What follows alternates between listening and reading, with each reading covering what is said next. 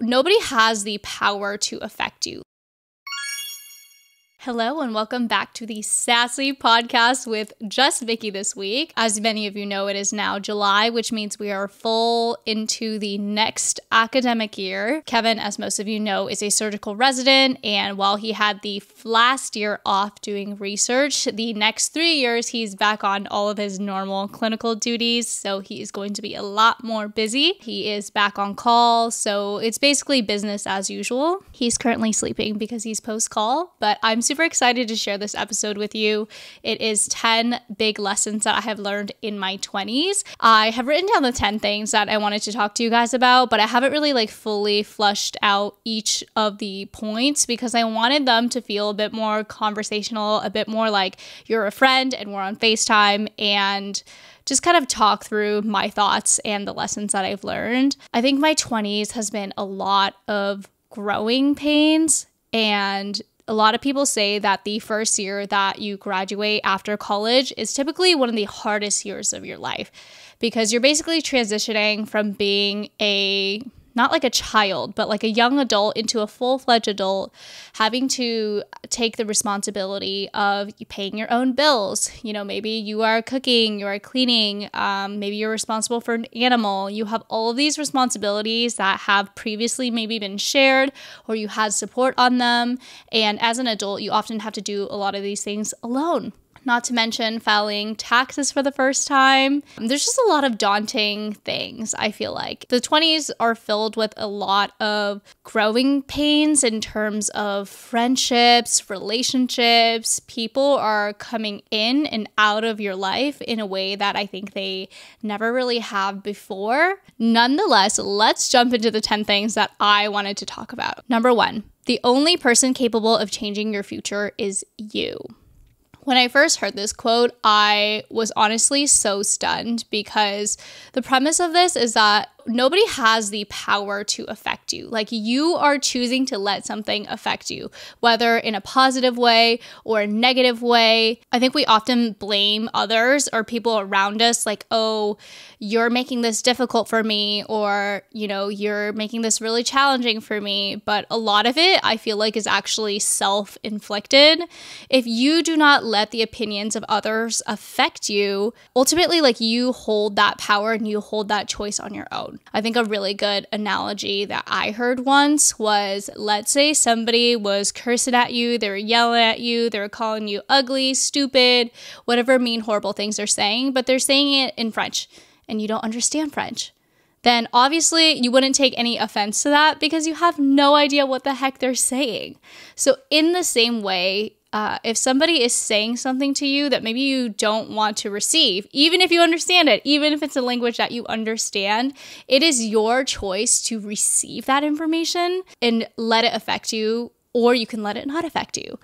And when I learned that lesson, I think it was just very empowering to know that, first of all, you need to consider where that information is coming from. Is it a constructive piece of criticism? Is it something meant to hurt you? Is this person somebody that I respect, right? And if your answer is no, then maybe you don't need to take that information as heavily. It's not weighted as heavily, and you shouldn't be as stressed about it. Number 2, there will always be love, and that's okay.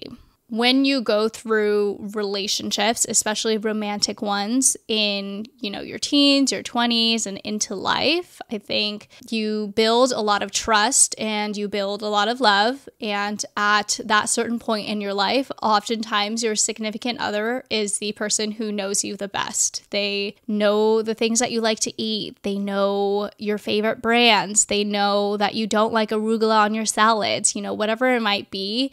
And that is such an intimate relationship to have with somebody and to know about somebody. I think that once you love somebody, you will always have love for them. And that's something that I kind of learned the hard way, because going through hard breakups in your 20s, I think oftentimes you don't feel like you're totally over them. Like, I felt like when I was over somebody, I would just not feel love for them ever again. Like, there would be no love. But such has not been the case. It's really been that I am not in love with these people anymore, but I have love for them. And those are two completely different things. And it's totally okay to have loves for somebody. In fact, I think it's very healthy and very normal. I think about one of the hardest breakups that I went through, and occasionally we will still talk, and I wish nothing but the best for him. Like, I wish nothing but happiness in his future relationships. I hope that, in his career, everything goes well, and I will always be like one of his biggest supporters, and I will always root for him, but I'm not in love with him. Like, I have love for him. And in the same way, friendships, right? I think we all go through friendship breakups. Some are more dramatic than others. Some are a slow fade where both parties are mutually understanding that this is no longer a healthy friendship or relationship, and you just go your separate ways. And other ones are really dramatic, and maybe it was a huge blowout. Maybe you got into a big fight. In the same way, like, I feel like when I was younger and I was immature, I wished, not like ill intent, but I definitely did not wish them the best. And now I can say I am mature enough that even if we two are not compatible as friends, that doesn't mean that I want bad things to happen to you. Like, I genuinely wish you the best. I wish you all the success. That success isn't with me, but I wish you all the success in whatever you are pursuing. You may know that earlier this year, I went to my ex-best friend's wedding. So she was somebody who was very close to me throughout all of nursing school. I joined UCLA nursing as a transfer student, which means that most of the class was already kind of friends with each other. And then I came a year later transferring into the program. So I would say it was definitely a little bit tougher to make friends just because it wasn't exactly a fresh start. But this girl who I became friends with, like, she genuinely became my best friend. I remember just not really having that many friends, and she packed me lunches for clinical rotations. She packed me chicken katsu curry, which is one of my favorite dishes of all time. I will never forget. It came in this cute little green container, and we had this really cute thing where we would cook lunches for each other. We did everything together. Like, we went shopping, we tried new food places, and it felt really nice to have somebody I could lean on, especially when I was so far away from my family and my home. She was really my support system. And when we graduated, we were both kind of in the greater LA area, but because, with school, you see each other every day all the time. When that no longer is in place, then you have to be very proactive about setting up hangouts and meeting up. And we were both going through some really, really tough transitions in our lives, independently, separately from each other. But I think we both just weren't good about communicating those challenges to each other. Neither of us were there to support each other. Long story short, we ended up having basically like a petty falling out where it was more like a ghosting slow fade where neither of us just really talked to each other.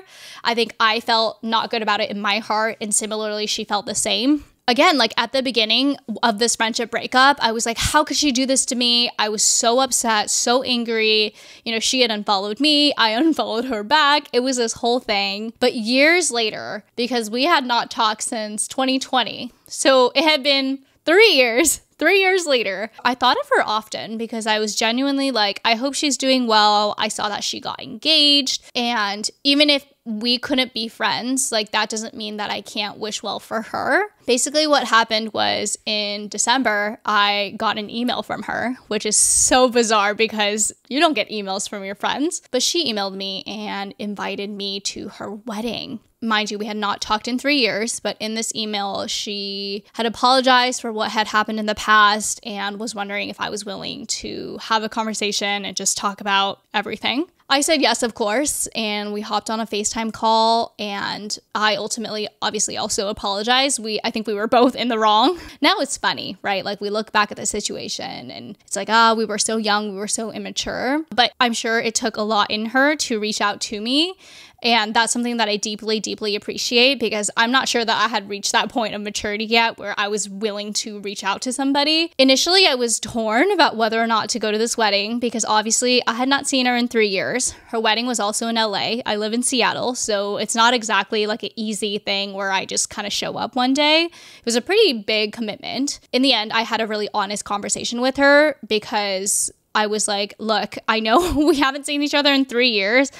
how important is it for you to have me at this wedding? Like, as your friend, is this really important for you to have me show up? And ultimately she said, yes, like this is very important. I'm only going to get married once, which I totally understand. And so I showed up. We have been on great terms since. I still consider to be one of my closest friends. That just goes to say, like, I have always had love for her, and I always will have love for her regardless of where our friendship stands. Sometimes I think love can appear in the form of hatred when you love somebody so much that it brings out the hate in you because you genuinely care that much. Like, you would not have hate towards somebody who you don't care about. So hate actually, I feel like, is just hurt love in disguise. Number 3, some lessons have to be learned the hard way. I think, we have parents, we have mentors, we have friends who try to guide us. Oftentimes they are trying to guide us away from the same mistakes that they have made in the past.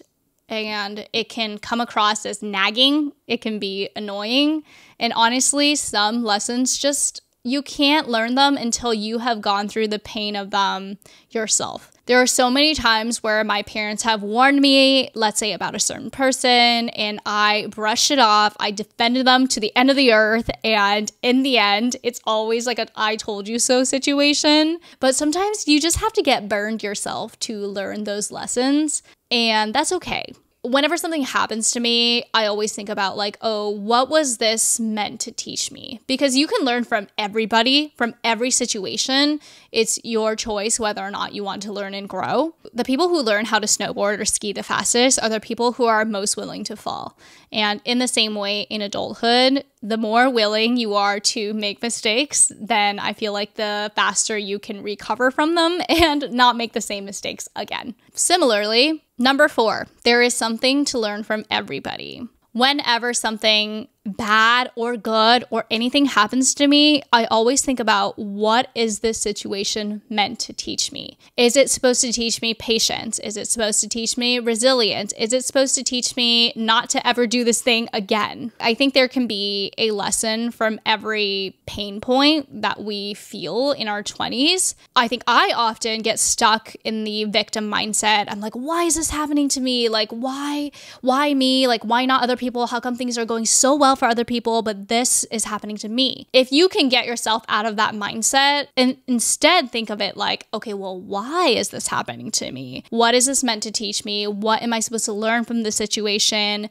What can I take away from it? When you take yourself out of the victim mindset and in turn turn it into a growth mindset, you will expedite your personal growth, your learning, your maturity so much faster. Number 5, it will never be enough until you make it enough. This is a lesson that I am still constantly learning. You guys know I'm obsessed with Enneagrams, and as a 3, also called the achiever, basically my self-worth is based on my achievements. And if I am not constantly achieving something, then I feel like my self-worth plummets, because the whole premise of an Enneagram 3 is that I feel like there needs to be a purpose in life. Like, living in itself is not good enough. I need a reason and a willpower and achievements and plaques and trophies to show me that I am worth living. I think we can all relate to the feeling of, I tell myself, hey, once I hit 10,000 subs, I'll be happy. But once I hit 10,000 subs, I'm like, okay, now I want 100.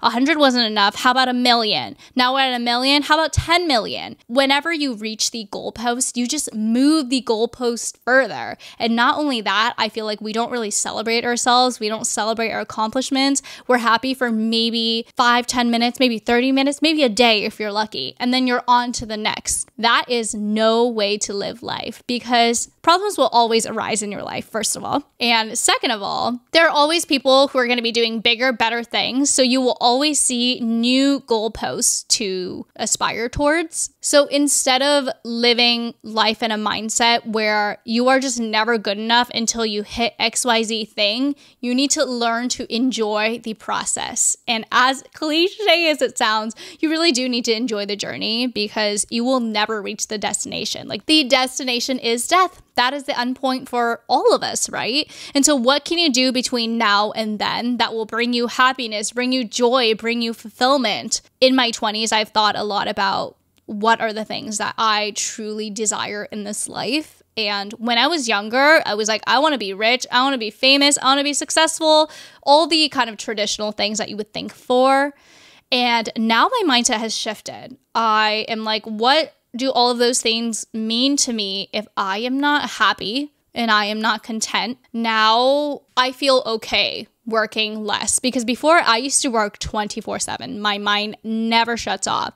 And now I feel okay. Like, yeah, I can play some board games at night. I can go play pickleball. And that is not taking away from my success. Like, the whole reason we work hard and we earn money is to treat ourselves and enjoy life. And so if you're doing all of the work and input now, but you can't enjoy the output until you're old and frail and unhappy, then what's the point? I'm still trying to work on that mindset shift because it is very, very difficult. And I also don't want to get stuck on the other side where I am enjoying life too much and not working hard enough.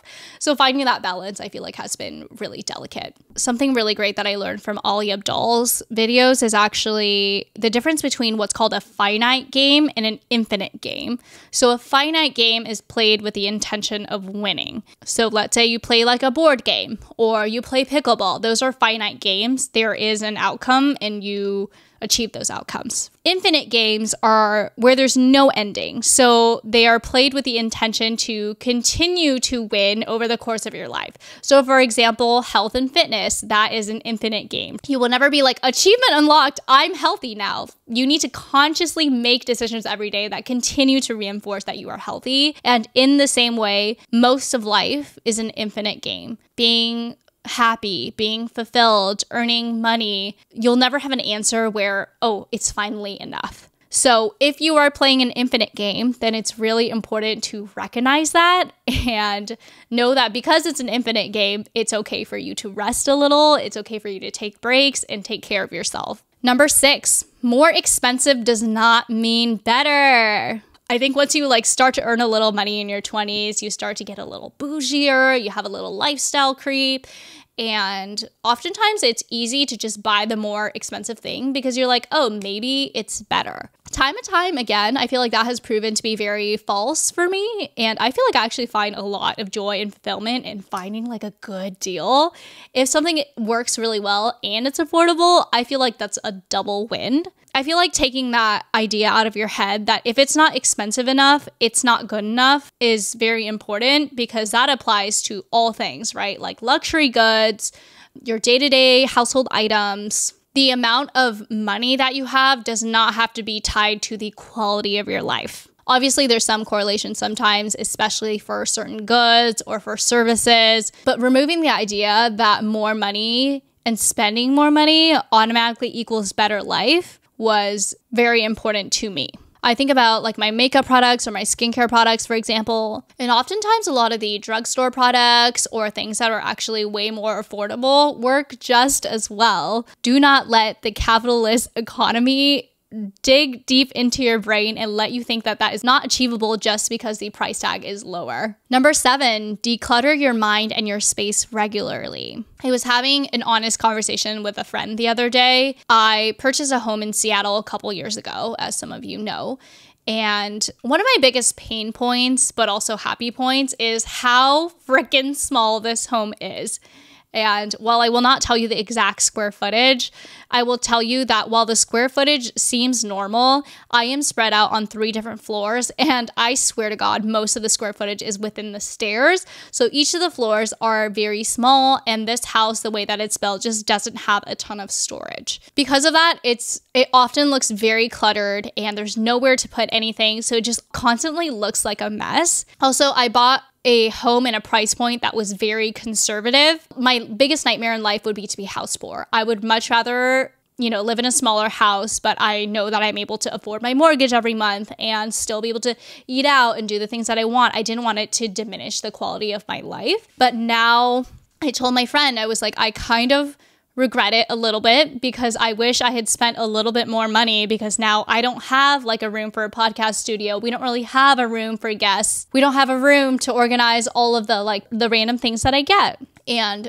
when I heard myself say that out loud, I almost laughed a little at myself because I was like, oh my gosh, Miki, you are literally already so privileged. Like, yes, I think I'm allowed to think that, but also I am so privileged to have what I have, to be in the position that I'm in, and to have bought a house at 24. And the thing that like really triggered me was that I watched this video of this woman on CNBC Make It, where she lives in a tiny home. I forget how many square feet it was, but it was the size of a parking lot spot. And her entire life is in this little parking lot spot. And then I went camping, and all I took was one suitcase for, 3-4 days. And you really realize how little you actually need to survive. Like, a lot of the stuff in our lives is just extra. It's clutter. You don't need it. And in fact, I feel like it clutters your headspace when you have physical clutter in your home. In my 20s, I've been very, very conscious of actively getting rid of things, giving them to other people who could better use them, donating them, taking them to women's shelters, whatever it might be. But it is not worth having the physical clutter to clutter your mental headspace, because there is nothing more valuable than you having like a sound peace of mind, which I feel like is just not achievable when there's like shit everywhere. And like in the same way, I think digital declutter is also very important. Are you removing people actively from your feeds that make you feel bad about yourself? Like everything that you see on your feed should be adding some sort of positivity to your life or happiness. You should never feel guilty, ashamed, unhappy, angry. Those are emotions that you want to avoid, especially in a day and age where you are constantly being bombarded by media. Everybody is asking for something from you. Just make sure that your digital space also reflects your mental headspace. One thing that I definitely need to do is declutter my computer desktop, because I have a million screenshots, a million PDFs. My downloads folder has over 12,000 things in it right now. So if you haven't done that yet, put it on your to-do list, because I will put it on mine and we'll check back in next week. Number 8, some people are just for a season. Again, losing people never feels good. And change never feels good. Sometimes you know that you need to not be in a friendship or not be in a relationship, but the change and not having that person is scary. Perhaps there are roles or things that they do in your life that you don't know how to do yourself. Perhaps you find enjoyment and fulfillment in helping them sort through their affairs, whatever it might be. But some people are just for a season, and that's okay. I used to define my friendships by kind of like the duration that we've been friends, right? Because there's a lot of friends that we kind of grow up with, and now I'm getting to old enough to the point where I'm like, okay, my friends are coming up on a decade. What would it say about me if for a decade we were friends, but now we're no longer friends? But then there are friends who I meet, and literally within a couple months, I feel like I am closer to them than I've ever been to the friends of a decade. And why is that? Because as you are moving and growing through life, your friend of 10 years may not have grown and learned through life or moved in the same direction that you did. And that's okay. If you are moving apart, there are some friendships where you can grow together and then grow apart, but then come together later on. And that's totally normal too. But recognizing that it doesn't always have to be linear growth together, I think was eye-opening for me personally. And genuinely, there are some friends that I have lost recently who have been my friends for a very, very, very long time. Like when I say long time, I mean years and years and years and years. And those were just friends for a season. Those were friends for that time in my life. That was the person that I needed the most. That was the support that I needed the most. That was the support that they needed the most. Now we no longer are on the same path. Maybe we have disagreements in values, or we see things differently now, and that's okay. Again, like genuinely, I wish everybody the best. There's no ill feelings towards anybody or anything. But just like clothes, there are clothes that are only in style for a certain period of your life, or there are clothes that maybe you wear for a decade and then you decide these aren't the clothes for me anymore. I've learned that friends and relationships can also be the same. Number 9, the biggest risk is to not take any risks at all. If you are living life in the safe zone, then you are probably living life incorrectly. If you look at your list of goals, if you look at your New Year's resolutions and they don't scare you a little bit, then they are too safe. You have to have the audacity to dream. You have to have the audacity to ask for something that you feel like maybe you deserve just a tiny bit, but you need to go and fight for it. That is what the thrill of life is, and chasing and pursuing something that you know is just out of your league, but if you work hard enough, perhaps you can achieve, I think is one of the most fulfilling parts of life. Having the courage to even set those dreams and write them down on paper, I think is the first step.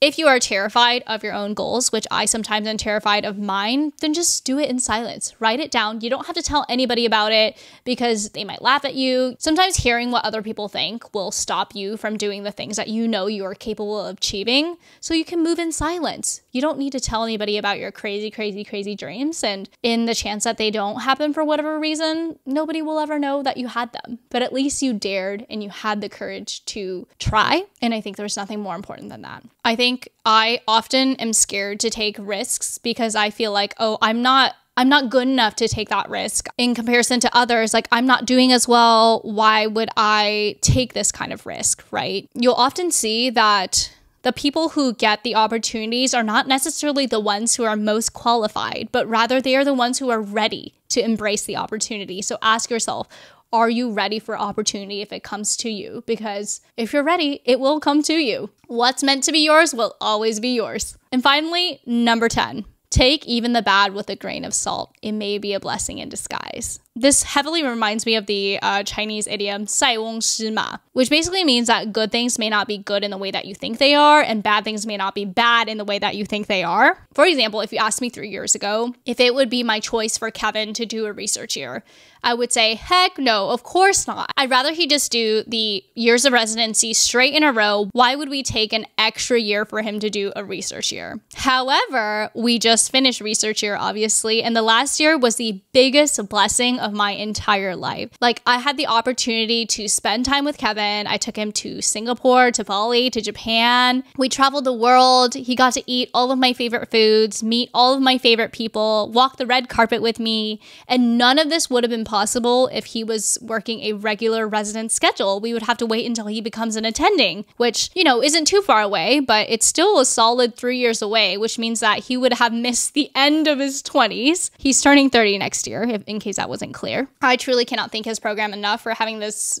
built-in research year, because while it would not have been my choice, it was the best thing that could have happened to us. Also, I was just so happy that he was able to rest and recuperate. I think junior call is very, very tough in his program, and to have a little break between the 2 years of junior call was very good for his soul and his mind to just rest a little bit. A lot of you guys always called out Kevin for having white hairs, and funnily enough, even in med school he had white hairs, and in residency he had even more white hairs, but during research year, a lot of those white hairs went away. So perhaps he was less stressed. Those are my 10 biggest lessons. I hope that you enjoyed them. If you have any other lessons that you've learned, I would also love to hear them. Please leave a comment down below, or on Spotify, there's a feature where you can leave feedback. If there are any big lessons that you feel like I could learn from, I would love, love, love to hear them. Otherwise, I will see you guys next week. Bye.